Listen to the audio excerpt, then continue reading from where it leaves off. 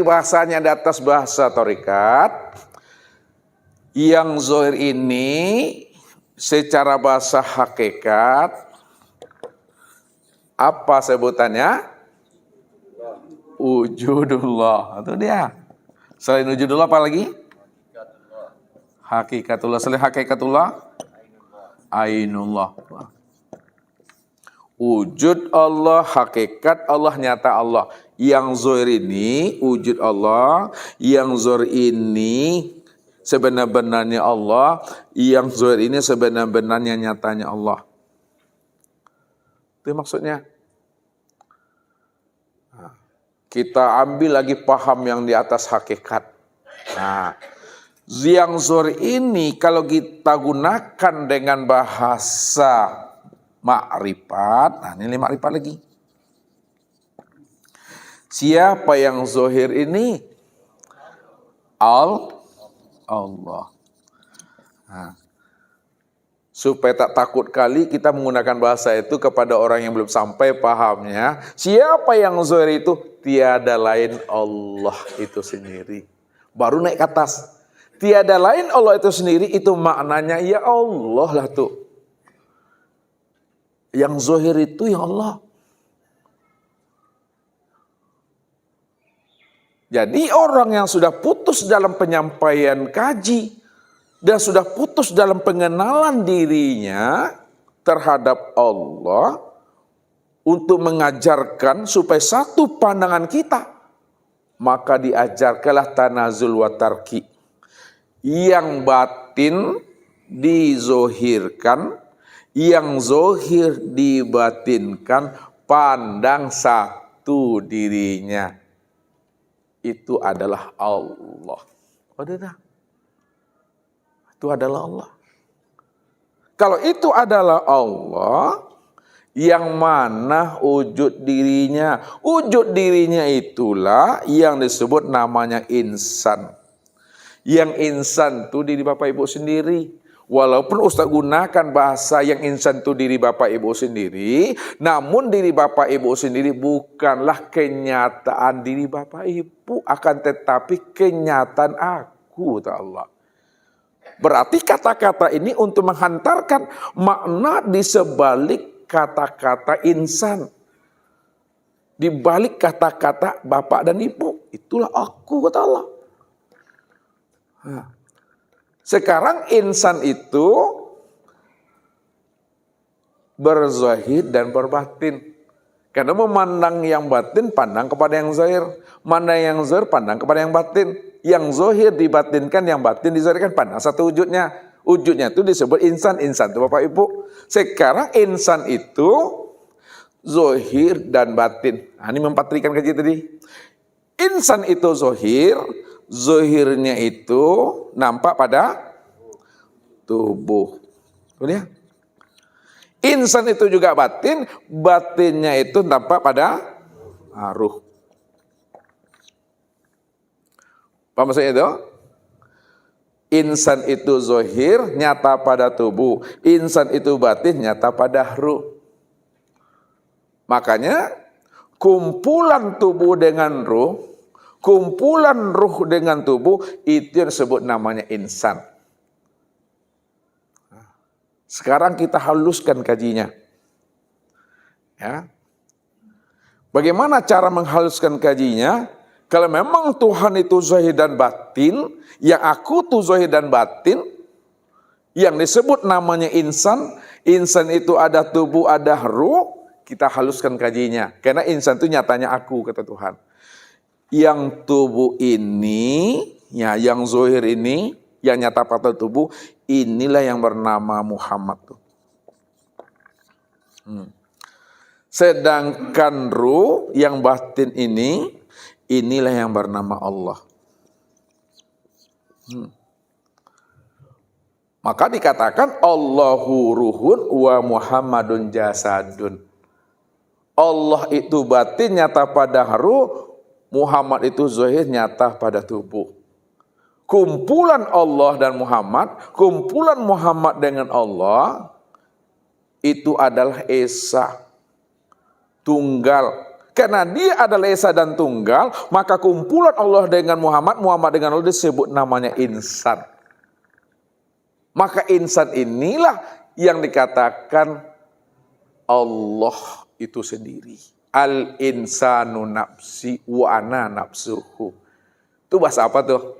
Allah itu, insan itulah Allah itu sendiri. Makrifat tuh. Itu maksudnya tuh Bapak Ibu. Ya, insan tuh. Jadi insan itu secara bahasa makrifat Allah tuh dah. Wallahu nafsiun wa ana nafsahu wujudahu. Allah itu ya diriku. Ya diriku itu yang Allah tuh. Memangnya ada yang lain lagi? Nah, gak ada. Bukan berarti ketika Ustadz menyebut ini, bukan berarti Bapak Ibu paham tentang ilmu ini, Bapak Ibu jadi Tuhan. Nah, ini ingat ujung kata nih ha. Belajar ilmu ma'rifat bukan ingin mengaku Tuhan. Belajar ilmu ma'rifat bukan ingin jadi Tuhan. Belajar ilmu ma'rifat jangan merampok hak Tuhan.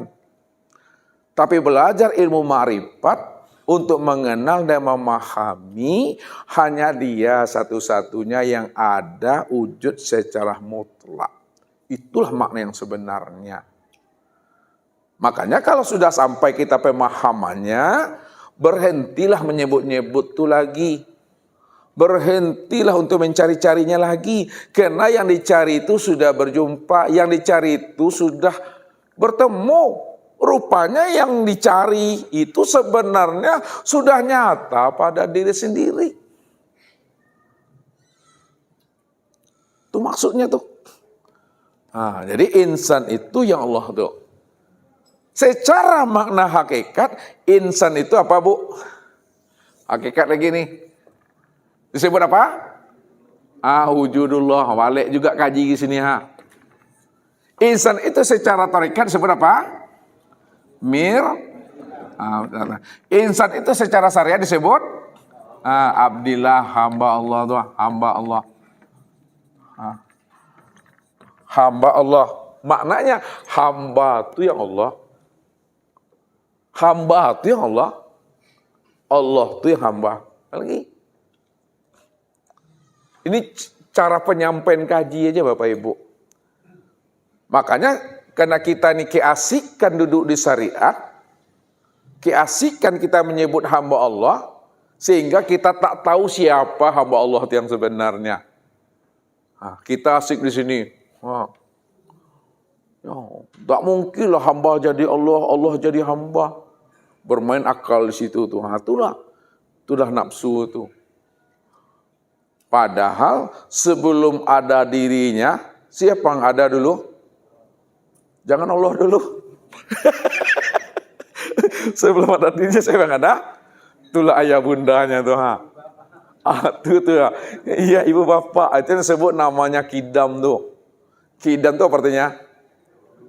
Kidamnya terdahulu sedia. Jadi sebelum adanya anak, siapa yang lebih dahulu ada? Itu ibu bapak itu maksudnya tuh. Maka melihat kidamnya Allah tuh lihatlah kepada anak. Ya, anak itulah sebenarnya sebelum ada dirinya yang lebih dahulu adalah ayah bundanya. Maksudnya. Jadi sebelum ada dirinya, sebelum namanya ada alam, sebelum namanya ada kehidupan, sebelum ada namanya langit dan bumi, sebelum adanya menah nur, siapa yang lebih dahulu ada sebelum adanya nur, kehidupan, aras, luh, kursi, dan mahfuz? Allah. Berarti nur itu yang disebut waja'alulahu min ibadi juz'an. Alam ini waja'alulahu min ibadi juz'an. Dirimu ini waja'alulahu min ibadi juz'an. Bahagian daripada diriku. Itu cara penyampaian aja lagi itu. Sebenarnya bahagian daripada diriku itu bahasa tajalli. Tajalli min tajaliyatillah. Ibarat lautan Bapak Ibu. Nih lautan. Ini lautan. Nah. Nih. Lalu kita ambil gelas, kemudian kita sauk airnya. Nah, pindah sini. Pertanyaannya nih Bapak Ibu, untuk mengantarkan paham ini kan udah jelas sebenarnya. Samakah air yang di dalam gelas ini dengan air yang di lautan ini? Sama. Apa sebabnya sama Bapak Ibu? Dari diri yang sama. Asalnya ini dari diri yang sama lautan. Pertanyaan yang kedua. Kalaulah air yang di dalam gelas ini sama asalnya dari diri yang sama, dari lautan, maka air yang di dalam gelas ini apa sebutannya? Ini sebutannya tuh apa sebutannya? Apa istilahnya bagi air yang ada di dalam lautan ini? Itu yang sebut bahagian itu. Bahagian itu tuh bahasa kitanya, bahagian. Bahasa taunya tajalli. Bahasa hakikatnya wujudullah. Inilah wujudnya air laut tuh. Jadi kalau Bapak Ibu ya ingin merasakan namanya air laut, jangan diminum seluruhnya air laut tuh. Ambil aja setetes, letakkan di sini asin tuh. Anda tahu udah tuh air lautan tuh. Ingin mencari dan menemui Allah, cukup pada diri ini aja lah. Udah jelas sudah. Kenapa diri ini? Karena diri inilah adalah bahagian daripada dirinya. Tuh, makanya tak perlu kita mengkaji alam. Alam ini amat luas kita mencarinya Bapak Ibu. Cari yang terkecil dulu. Diri aja lah. Karena diri inilah bahagian daripada dirinya. Makanya untuk merasakan namanya air laut itu asin atau tidak, jangan diminum air laut itu semuanya. Ambil aja yang sedikit yang di dalam gelasnya, coba sesendok. Kalau banyak juga sedikit aja. Rupanya memang air laut itu asin. Kenapa? Karena yang diminum itu bahagian daripada air laut yang asin itu. Itu maksudnya. Ini kias. Kemana makna kias yang sebenarnya? Ini hantarkan nih. Makanya kalau kias itu tidak dihantarkan kepada makna hakikatnya, maka orang sibuk berkias-kias, tapi dia sendiri tak tahu dia makna kias yang sebenarnya dari apa yang dia ceritakan itu. Ya, kita ini ada dalam tiada. Tak ngerti dia. Kita ini ada dalam tiada. Adanya kita di dalam tiada. Siapa yang tiada? Siapa yang ada? Bingung berputar-putar di situ dia. Akhirnya dibilanglah ke jin sesat. Karena tak dihantarkan kepada yang sebenar-benarnya. Makna kias yang sebenarnya, ya, Allah itu adalah lautan. Kalau lautan yang contoh itu kan ada batasannya tuh, ada tepiannya kan? Allah tidak ada tepiannya, Allah tak ada batasannya. Kalau Allah tidak ada tepian dan batasnya, maka kita inilah setetes bahagian daripada lautan itu yang disebut Allah tuh. Kita inilah bahagian daripada Tuhan tuh. Kita ini yang wujud Allah, kita ini yang cermin Allah, kita ini hamba Allah. Kalau udah paham Bapak Ibu, udah sampai Bapak Ibu di situ, mengenal diri Bapak Ibu, siapa benarnya diri Bapak Ibu itu, barulah dapat jawabannya. Man arafa nafsahu. Siapa yang sudah mengenal dirinya, disitulah dia mengenal Tuhannya. Tuhan. Kenapa? Yang dirinya itu adalah si hayat, hayat itu nyawa, nyawa itu napas, napas itu ruh, ruh itu nur Muhammad itu adalah sifat. Yang sifat itu adalah zat, yang zat itu aku. Disitulah dia mengenal Tuhannya. Rupanya dirinya ini adalah rahasia Tuhan. Kalaulah diri ini rahasia Tuhan, maka dirinya inilah sebenar-benarnya Tuhan itu sendiri.